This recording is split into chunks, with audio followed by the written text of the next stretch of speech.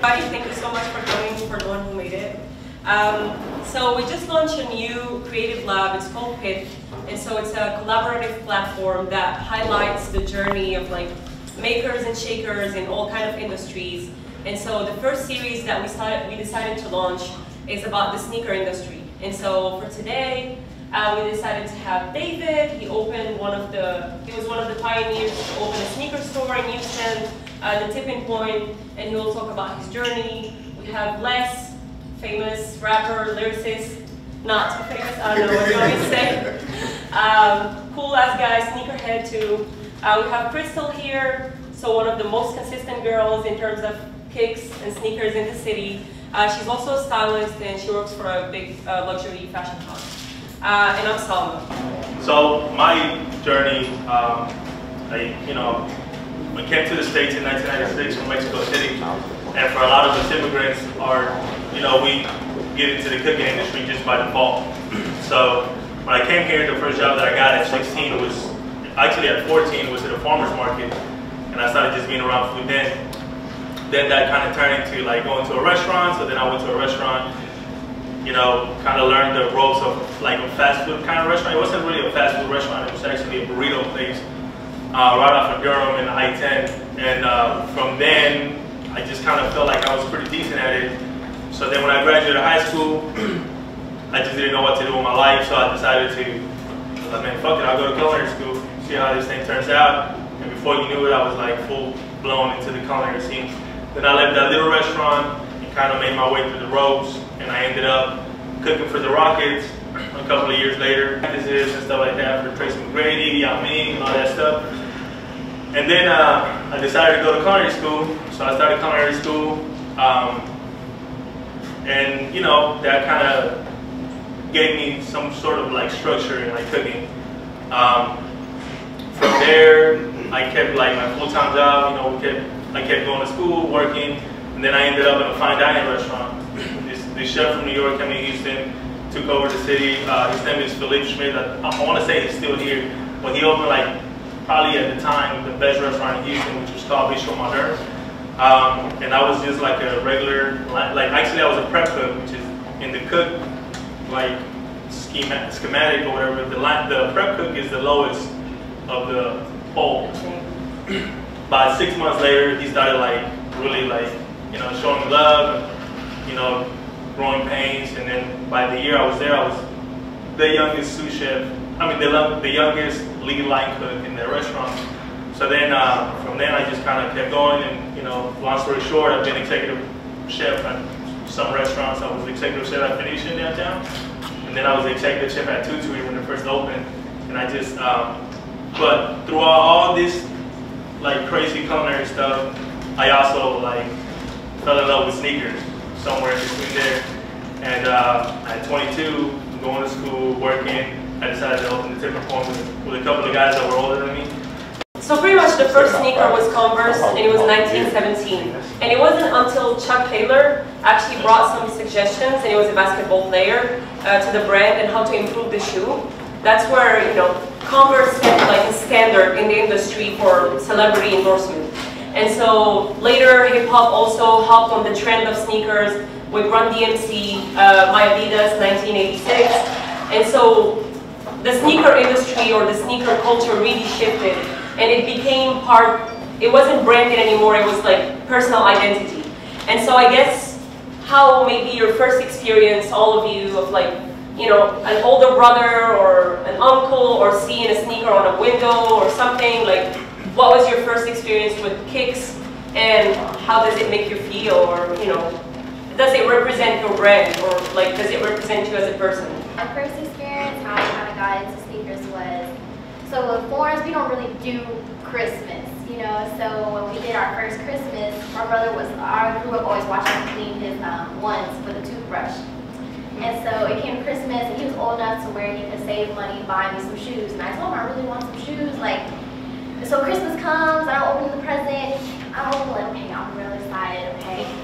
I'll open them, and then I see the shoe, and I'm just like, you got me some Spizzites? And I'm like, dude, I thought it was cool. And so from that experience, I did not particularly like that had a certain colorway, and then that got into it like styling and trending. So I feel like with the sneakers, like it's a personality thing. You know, there's like hundreds of Air Force Ones, but you choose which one you wear. You know, so I didn't like them, but someone out there will, and it just showed me like with the sneaker, it shows personality. You know, you choose. Like today, I just bought some today, and it's not like a new release or anything like that. It's just it spoke to me. So I'm a big skateboarder. I know that's big, like skateboarding history influence the sneaker world fashion today, but I don't see how I just see like the skateboarding culture is like a heavy influence in like the fashion into the sneakerheads today. But now I see like how, for example, A$AP Rocky, his previous shoe was a skating legend shoe, it's like a Cyrus V3 shoe. But it just reflects on how the skateboarding culture is like a highly influenced. All the luxury brands, so Balenciaga, Gucci, and now the whole Prada. I'm sure you guys followed that Linea Rosa collection, the neon ones that everyone's been rocking lately. And so, I guess, how do you guys feel about these two words bridging? And so now you have, you know, rich people rocking Adidas and Nike, and vice versa. Like people who cannot afford actually luxury brands are paying probably like $500 or $600 or even more for a Gucci, you know, sneaker or whatever. So do you feel like, is it same a trend? Is it how like is it a sense of belonging? How would you describe this whole vibe of luxury brands? I think if you like making kicks, if you can't afford the shit, then don't do it. You know what I mean? Because what I've learned or whatever, when I was 22, before I opened the store, and I think Q can attest to this, I was probably one of the first people wearing Raf Simons sneakers, like real Raf Simons, not the Adidas shit. Rick Owens. All this stuff. Because, but there was a point where the internet came, like he said, in 09, and that kind of made everybody like the great equalizer. What made it special was no longer special, because anybody could get it, you know what I mean? So, but I definitely always was really smart about what I wanted to buy and when I couldn't buy. I used to cook, and then I used to own the store. So with my cooking money, I used to just save up enough money to be able to buy whatever I wanted to buy, you know what I mean? But I never put myself in a situation where my life wasn't going to get paid because I needed to have these stupid ass shoes, you know what I mean? Like, that was never the case. And I feel like more now than ever, kids are trying to stunt hard because the market is just so demanding of them, you know what I mean? Like, if you don't have like a good enough shoe, like, you know, you ain't getting no kind of play, no kind of followers and shit like that. And I think like what we were saying is that everyone is trying to be original, but at the end of the day, we all look the same, right? Exactly. And so everyone is dressed the same, everyone posts the same pictures with the same content, and it's like one picture, you scroll your feed on Instagram or Twitter or whatever, and it's the exact same person, right? So what we were saying about identity and expressing, you know, yourself and your art and your creativity through kicks, I feel like it's not even happening anymore because everyone looks the same. And actually, so like I mentioned earlier, Crystal works for a luxury brand, and so maybe you can tell us more about like people come more to the store and they buy more shoes than anything else, because it opens to that affordable niche of, you know, people can afford now a kick and maybe they cannot afford a jean from Gucci because it's 2 racks, right? But the shoe is maybe more affordable, right? Let me tell you now, that shit crazy. When I tell you we did that Supreme collab, oh my god. I tell you, I'm a lost some shit. You got Supreme, and it's just like, you know, working in luxury, like, I love Louis Vuitton, I love the culture, love the brand itself, and it's just when we slapped a collaboration on it, you know, people weren't appreciating the meaning behind it. Like, we took Supreme streetwear brand with a luxury brand and put it together, and so it's to appreciate the idea with the quality. You know, and a lot of kids are coming in like, I need these, and like had lists, like I need this, I need this, I need this, just to resell. You know, and it kind of like, I low-key got hurt. I was just like, you know, you don't appreciate it, you know, like, and it's just like what he said earlier, if I buy something, I'm gonna wear it, and then that goes into the resale market. And so, branching off with luxury, we have Virgil now. Awesome.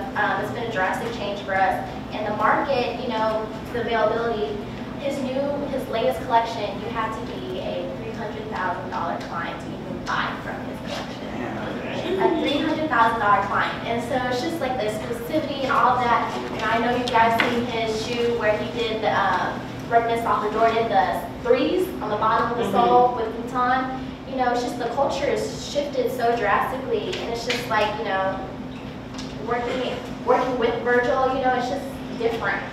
I feel like. I think this is like the culmination that we for example, the older guys here know, most of us were wearing like Louis Vuitton rags with like Nikes, you know what I mean? Like in 2007, you know what I mean? Like even before that. And I feel like this is like the end level. Like this is what this shit was meant to be, you know, what they were trying to do, but you know, luxury brands weren't giving like artists like Virgil a chance. So this is kind of like Kanye West's fault to a certain extent, you know what I mean? But it's a good thing. I think finally like people can understand that street like us, like we're part of the people that they look to us for culture, you know what I mean? Like, and he started way before, like when Hermes made Pharrell that big ass bag, that big purple bag. That was one of one, you know what I mean? And nobody gave Pharrell that credit, but that's like a one in a lifetime opportunity. You know what I mean? That time he was gay. People were like, oh, he's weird, or like when he wore the fucking Vivienne Westwood hat, like people were like, oh, he looks like Elmer Fudd and shit, like, you know what I mean? Like, but now it's like, boom, the minorities, like the culture is in the door, and now this is what happens. Yeah, you know, like, and it's definitely a political statement in a way of like, if you take interviews, public interviews on YouTube and everything, of creative directors, like publicly stating that they do not want rappers or athletes to wear their stuff, you know? Like they don't want to be associated with this type of culture because it doesn't represent luxury and it's not high end, and they're kind of like damaging the image of their brand, right? And so today, like this bridge that happened where they're like culture vultures, right? Everyone is trying to show next to like Wizkid and this and that, like bringing all these rappers to fashion shows and making them wear the clothes, and you know, because they know that luxury is, you know, is in a crisis mode, and so what's driving sales today is actually affordable luxury, which is mainly kicks, sneakers, t-shirts, and some, you know, like lower quality stuff that people maybe, you know, like our age or whatever cannot afford specifically, but you're still showing the logo, so it's still, you know, making the brand relevant in the market. Not to mention that you get the entry level like shoes or whatever with these luxury brands, and then you're enticed to go, oh, now you need the bag, now you need the shirt, you want the whole outfit. But it's like back to what you were saying, it's not just like the rapper culture, it's like just people that are like Nigel Sylvester just dropped the Jordan. Who would have thought, right? Like I had Nigel Sylvester in Houston like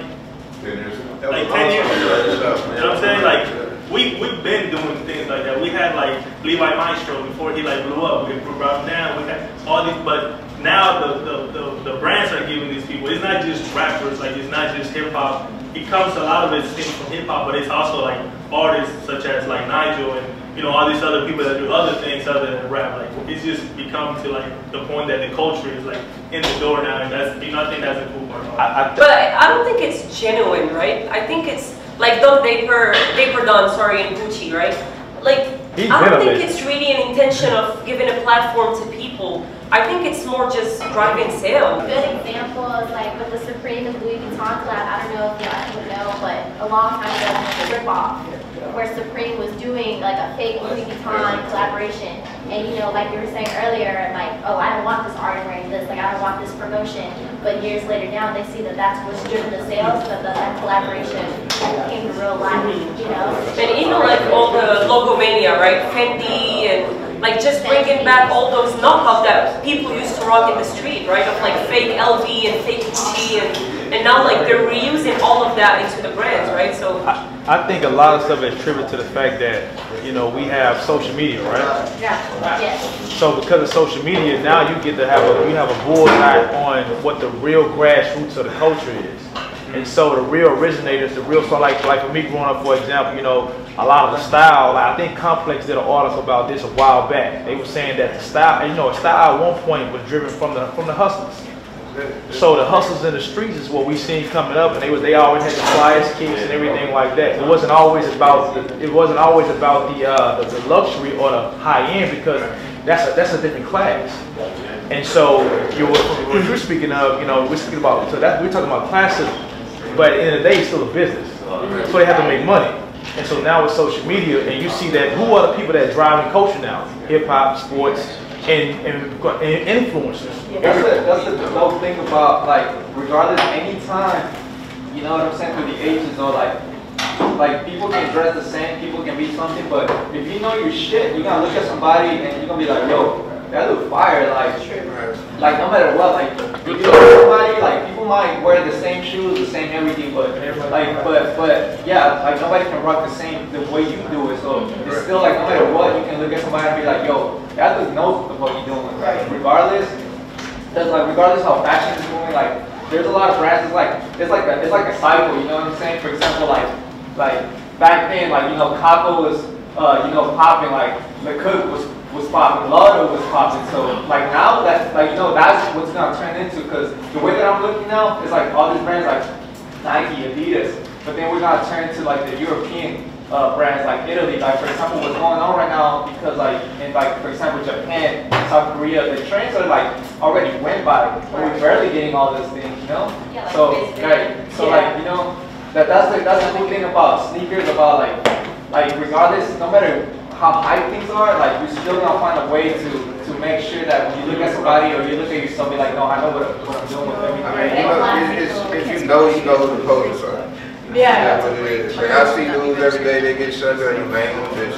Like, you know what I mean? Like, you just people get stuff for free and you be like, alright, bro. Like, Yeah. you know what I mean? Who you know? You know what I'm saying? Like, I mean, you know who the real people are. Real people will go buy it anyway. I know dudes that can get things for free. That'll go buy it because we like it. You know what I mean?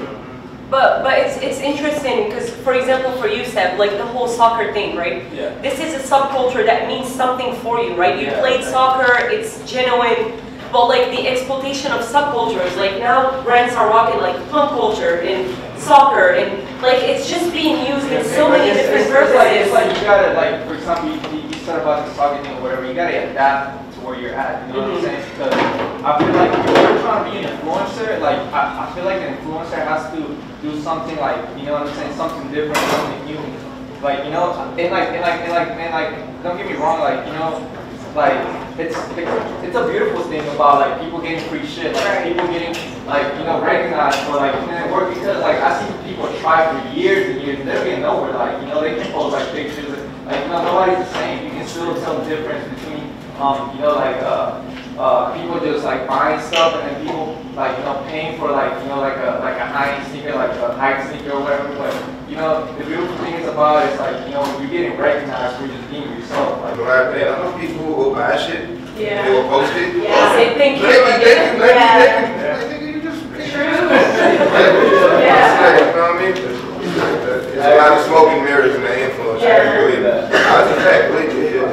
Don't let them really. Well, I think that differentiates the real sneakerheads from like the hype sneakerheads. So if you, because especially with women, I feel like you guys want nothing but Yeezys and Gucci's, and well, you're not really about that life. I need something. I need a Puma. You need to be about that. So right. So I feel like especially with females, and sneaker sales have surpassed heel sales in the past couple of years. Thank God. Yes. So I think our industry, our brands are definitely noticing that, and they're targeting that. That's why there's like the Rihanna and Kylie Jenner with Adidas. But again, you can tell like that's even with men, like again, you only have the hype shit. And again, and that's probably from just because everybody else has it, you wanted it. But yeah, you're not really, we can tell. Like if you only have the hype shit, you don't have any of the OG stuff, or even again, man, not every, like Crystal, like I don't buy for hype. I like it, I'm aware it could be a Reebok, it could be a Puma. I have all that in the box. I want to say this other question, I hear that a lot about like, oh, if you got these, you a hype, whatever. This shit ain't nothing new. Yeah. This nigga shit been going on since before there was any social media, internet. You know how it was, but we all came up in the same two right there, they know me. So it's like, man, late 90s it was, yeah, you got the Space Jams, we just fine, I'm gonna get them. You know what I'm saying? You got those, I'm gonna get them. Them Air Max, I'm gonna get them. Yeah, you got them, I'm gonna get them. If y'all niggas see a nigga with some Yeezys right now, they gonna get them. That's how it is. I think it just got exacerbated by social media, right? I don't want to call nobody a hype because this is the era that we're in. I get that hype piece term. People like to use that. Some people use it in a way like they kind of hating because they ain't get them. Like, damn, I can't get them. I wanted them. hey, you lame, you got them sneakers on. You know what I'm saying? Like, you just turn to hate. I don't like, you got I see the little weirdo kids out having on the Supreme bandana on their face, you know, and they look crazy, but it's all they know. It's just like old heads that listen to rap that look at kids crazy because they don't know Jay-Z. That nigga, they was born in 2003. They don't know, they don't care. They know Drake, they know Future, they know Migos. I can't expect them to know that. So I see a younger with nothing but Yeezy, something like shit. That's 2018, Yeezy. Killing it, you know? The last topic I wanted personally to get to was about women in the sneaker industry. And so it's a very boys club, very male dominated, and there are a few brilliant women who work in the sneaker industry and that probably, you know, do great things, but they don't get the recognition. That's one. There aren't a lot of executive women in the big companies, Adidas, Nike, Reebok. And also, like we were saying earlier, for women to cop kicks, it's super complicated because either the sizes do not exist, or most of the time what brands do is they will make the same shoe, but the women version will be like a cheaper quality, a cheaper fabric, like the design won't be as accomplished as the male version. For example, like the Off-White collaboration with Nike, right? The highest resale price was for a size 4. I'm talking about $1,200 price tag, you looking at a size 10, $400. So like I'm at round 2, I'm just like, I gotta pay how much to get these? When the dude right there got them for $400?